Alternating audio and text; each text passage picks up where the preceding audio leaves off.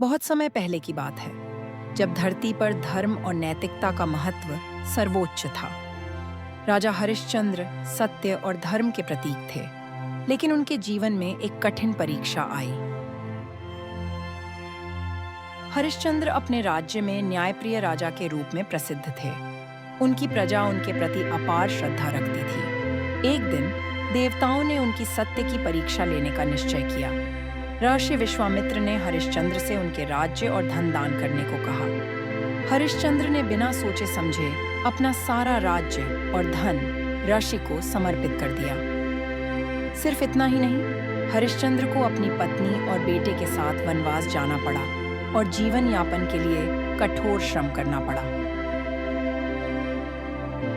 वो श्मशान घाट में काम करने लगे, जहां उन्हें हर शव की अंत्येष्टि के लिए कर वसूलना पड़ता था।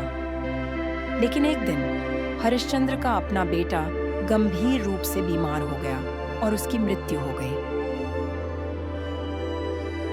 हरिश्चंद्र की पत्नी ने बेटे के अंतिम संस्कार के लिए मदद मांगी, परंतु हरिश्चंद्र ने अपनी धर्म पालन की कसम नहीं तोड़ी। उन्होंने कहा कि बिना कर दिए अंतिम संस्कार नहीं हो सकता। उनकी पत्नी ने अपनी चूड़ियां देकर कर चुकाया और तब उनका पुत्र अंतिम संस्कार के लिए भेजा गया। यह धर्म और सत्य की परीक्षा की चरम सीमा थी। हरिश्चंद्र ने अपनी भावनाओं को दबाकर धर्म का पालन किया, लेकिन तभी भगवान प्रकट हुए। उन्होंने हरिश्चंद्र की सत्यनिष्ठा से प्रसन्न होकर उन्हें आशीर्वाद दिया और उनके बेटे को जीवन दान दिया। यह कथा हमें सिखाती है कि सत्य और धर्म का पालन भले ही कठिन हो, परंतु अंत में उसकी जीत निश्चित होती है।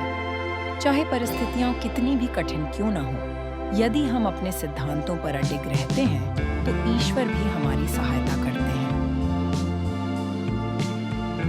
मॉरल ऑफ द स्टोरी: सत्य और धर्म के मार्ग पर चलने वाले व्यक्ति का जीवन चाहे जितना भी कठिन हो, अंत में उसे सफलता अवश्य मिलती है।